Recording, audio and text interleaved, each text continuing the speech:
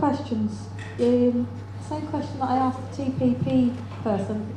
Can the patient see test results before a GP has reviewed them in patient access and EMIS? Right. I know the test results go into the patient's record as unfiled. I'm not quite sure is the truth. I would be guessing. I don't like to say. Chris has got it. Chris has got it. I would know. I was at the user group conference last week for EMIS, and in the next development there's going to be a switch for switching it so you can, the patient can only see it if they, once the comment is added.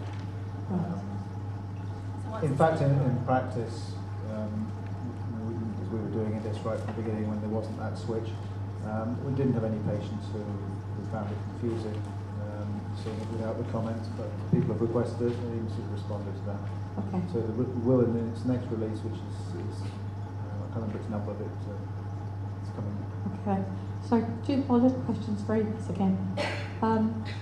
You mentioned documents can be seen. Is that all documents, all scanned documents through DocMan, or just those that come in electronically? Documents within the documents tab. So is that all scanned documents? Yeah. Right. This one just pointed to me. And the last question, sorry, is where does the secure messages come in? Where does it sit in EMIS? The messages going in from the patient to the practice, Yeah. it goes into workflow and tasks. It comes into whose box? Well, it's set. You set the box, do you? Yeah. Thank you. It's Yeah. set.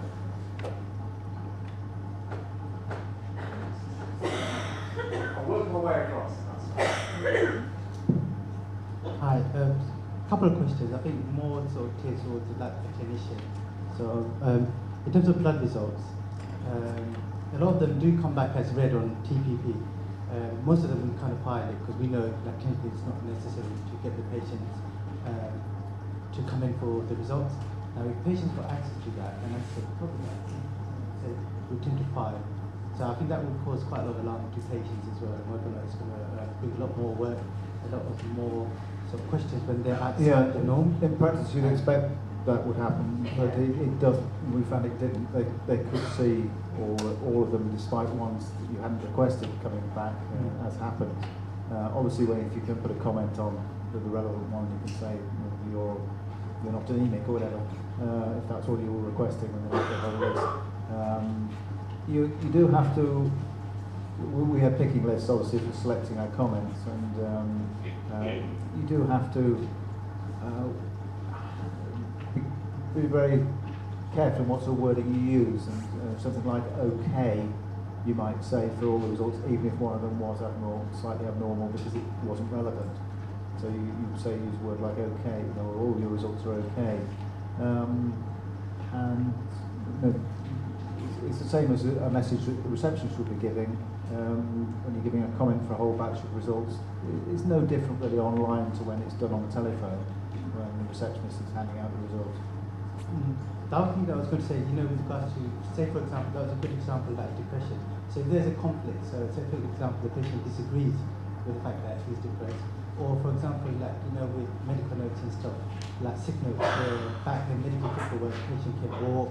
So we've done our little medical aspect. Say for example the patient disagrees with that when they go for a medical report. So that can cause, I think in the future, whether or not you need to change the record according to what patient would like us to add in the notes. And I think in terms of openness as well, I think maybe a bit more difficult. You have to be. The RCGP are doing some work at the moment. I was down in London yesterday on the quality of your records in order to. But there are conflicts. Who are you writing these records for? Are you writing them for your colleagues? Are you writing them for the patient? And how you write them in. If the patient then asks you, "I don't want that in," what do you do? But that's in some guidance, and when you go sort of bubble it down, it really is the same as writing good quality records anyway, and most clinicians share their records as they're writing them with the What happens when patient. there's a conflict? How do you go back to There was some guidance a couple of years ago that was put out by the clinicians at Nottingham University that stated it's quite possible in many for a GP to make a clinical decision that the patient doesn't agree with, and it's quite acceptable to keep both on the record. So the GP says, I think you are depressed, and then you can put an addendum back, patient disagrees, and then both views are recorded. The other aspect was about, in terms of confidentiality, sometimes specialists write specifically to us and say this is not shared with the patient. So, as for example, safeguarding. And Yeah, if what we did in practice with that is if somebody didn't want it to be shared, we wouldn't scan it in. We might code the details from it that we felt was sort of clinically necessary, and obviously if that was something which they didn't want to be shared, we couldn't even scan it in, and we'd almost send it back to the clinicians or whoever it was who sent it and say, we can't file this in the records because it's it very rarely happens nowadays because we normally get the copy which is shared with the patient, because that's what the hospitals have been doing for the last 10 years. Supposed to be doing, sending a copy of the letter they sent to the GP, or a letter to the patient anyway, to summarise, and they often use the same one. the final thing was we recently got a letter from our antivirus providers that, with NHS and being aware about the cost of MPS, with Medical Protection Society rising quite significantly, and there's been an increase year on year in terms of litigation. The question is, with having full access to medical records, it's almost like lawyers going to go about fishing for, minor. So I'm just thinking that in terms of whether the costs are going to go higher. Yeah, the defence, we've been consulting with the defence organisations to make sure that they've been happy with things that have been going on. It's a theoretical possibility. Patients always could request their records, their full records, to look at for insurance purposes anyway, solicitors. We don't know yet, do we, until it's there to know whether it's going to happen. Okay, next question. Moving along. Hi, I've got some questions directed to the lady from TPP. I'm really sorry, I've forgotten your name. It's Joe. Joe, sorry. The Apple Health app that patient access is linked to, do you have any plans to do a similar thing, or maybe even better, add the functionality to System Online? Because I think it would be better if functionality was in your own programme. We haven't any plans at this moment in time. That's not to say we wouldn't consider it. I don't know anything more than that, unfortunately. You can link the current health app, and that can link through to, but that's as far as it goes at the moment. Okay. And do you have the same messaging functionality where people can send messages in as patient access? Yes, so if you want to ask a clinician a question, do you mean? Yes.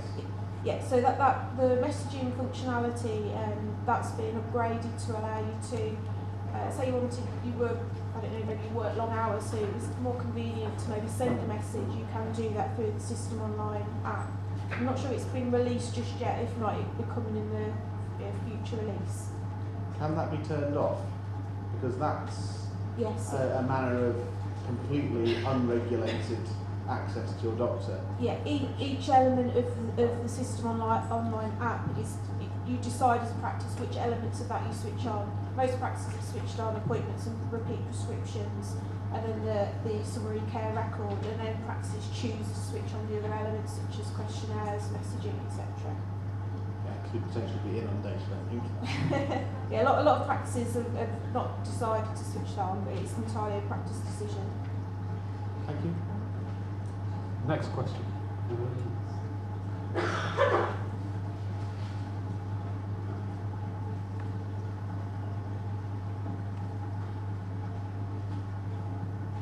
Hi, I'm a GP TPP user and a member of the IMT working group, and I've got three little questions here.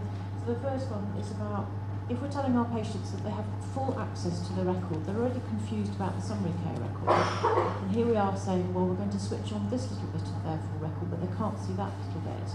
Are we not going to create more confusion if the patient isn't able to see their full record?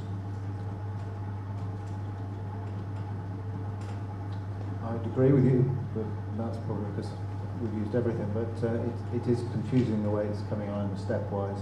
I would almost recommend to you to do not just put coded on, but put the free text as well. But no, that's not actually the present contract. But whether that's the way it's going to go, I don't know. I think system suppliers have listened to requests from users that they do want to be able to have that tweaking ability. I think in practice that openness may prove to be the way forward. It's whether or not the patients would agree, and I don't know whether I can't remember her name, sorry, the gentleman at the end who is our patient representative likes being able to see what his GP has written about him. But if he felt that somebody had hidden stuff, I'm not quite sure how you feel about that. Yeah, we as part of the Patient Working Together group, we have made some sort of put forward the patient power side. We're trying to promote patient working together group or patient participation groups to ask for it, because I've been told by GPs no one wants it. But there's an expectation of people. It's not only patients. There's an expectation of people. People will book things online when they do other transactional inquiries, and they will go online and reread them and see what's happened. I'm so firmly of the belief that you engage people in their own health, we will improve the health being of everyone, and also I say that patients are a hidden resource of the NHS that are being ignored, and they could be involved in their own health. So I'll keep on banging the drum for that. I'll keep on saying that I have personally benefited. And then one GP said about the depression side, I know the latest thing was when I did have my diabetes checked up with diabetes, the clinical nurse asked some questions. I didn't know what she was asking, but I saw my record and it gave me satisfaction that she said she did a depression screening and everything okay. So hey, I can see that. I wouldn't have known otherwise. So I've got to tick in the box. Not only me think things are sorted, the GP does now. So I totally agree with you. Patient power. How many people here have got access to their own records? That's surprising. Most times people only one or two hands go up. That's good. How many people have got access to their bank account? Everyone. Yeah. Surprising. Next question. Something that's come up with the IM&T working group is that when this has been piloted in some practices, it's been possible to edit Word documents that are held in a patient's record. So, for example, a referral letter to the hospital, because it sits as a Word document, has been able to be edited. Now, as far as I'm aware, that is being sorted. I don't know, I hope so. But is this something that EMIS are looking at, and also in general, that patients cannot edit what's in their record any more than I can edit what's in my bank account? It's either there or it isn't. I can answer that probably. In EMIS it's a viewer, so it doesn't appear in Word. TPP it's a Word document, but that would have to be downloaded to their PC and edited. You obviously can't post it back to your record. But they can take that away with them and hold it as evidence for something. And most people will agree with this, I would hope, that you can edit absolutely anything. You can get a screenshot, dump the screenshot into a document. If it's a PDF, you can edit anything. So, no, unless you put restriction, you can't print it. But even then, you might be able to do a screenshot, take a photo of the screen. There are ways around it. It is a risk we have logged as a county. With the carers, so proxy access, if care homes are having access to their patients' or their residents' records, in a residential home, most of the people caring for those patients are not clinically trained, and so having access to a whole patient's record is probably not appropriate.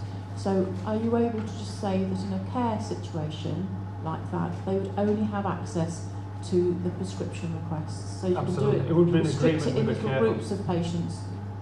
You could do it's an agreement with what you want, how the practice So wants the to work. proxy access will say you can have access to this bit but not that bit, on an individual basis. My last one, just a quick one. With addresses, I can't remember whether on System 1 you can change an address online. I think you can. I've got it on here. But is the patient forced to put it in a certain format, because we had no end of problems with mismatches with the spine where changes have been made somewhere else. So if you, for example, had to put it in the way that other places do, where you put in your postcode and your house number, it automatically fills it in an automatic format, so you don't have those sort of problems. From a system point of view, if you make a change online of the address, it comes through to the practice in a task. So then it's down to a member of staff at the practice to then accept that information, so that it's not automatically added to the record. There's a user intervention before it forms To the make new sure we haven't address. moved out of the area, but also it would be really nice if it was in a standard format, then we wouldn't have these issues.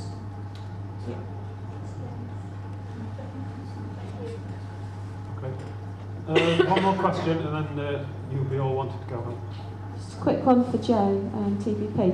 One of our patients asked, is there any way that the appointments can be filtered so that you can have like nurse appointments, doctor appointments, rather than them all appearing in one block? I believe at this time, I think they do just come in a block, so no at the moment, but going forward then I think we will be looking to put those types of filters in just to make it more user friendly. Yeah, because Amy said that they could filter by doctor or to look at the appointments. Okay, we have a question from the panel to the audience, so I wanted to ask, just to find out what's going on, how many of you are booking nurse appointments online, are offering them? And some people feel there's problems with it. When they first tried it, often there was, but now I think there's a lot more flexibility in the way you can say what the consultations are for, so there's an advantage there. How many are using flu clinics? Putting their flu clinics online. Okay, that's interesting. And how many are putting telephone appointments? A lot of people are saying they're not using online because of.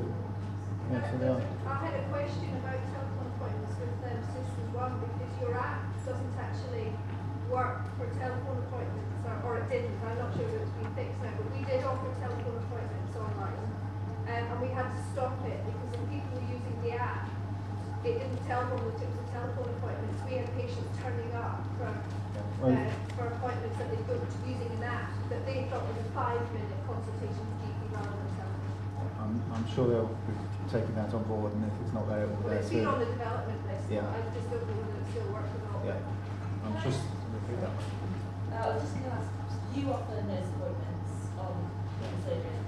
Do you have specific clinics? Because we generally have nurse, we don't have specific clinics for things. So We do both. Yeah. And the other reason why we didn't is obviously the general one is the length of time, isn't it? Yeah. And that's that, but if you can somehow get instructions in there on the title, it can help. The biggest person who actually we found helped us encourage it all, and particularly looking at results online, was having the phlebotomist online. okay, everybody. I think if Fran's going to wind it up for us now.